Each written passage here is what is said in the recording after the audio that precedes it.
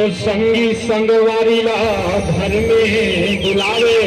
विश्राम सिपाही जी, संगी संगवारीला घर में बुलावे। माता अमरो सिंह पलना झुलावे, पलना झुलावे। Hello hello hello.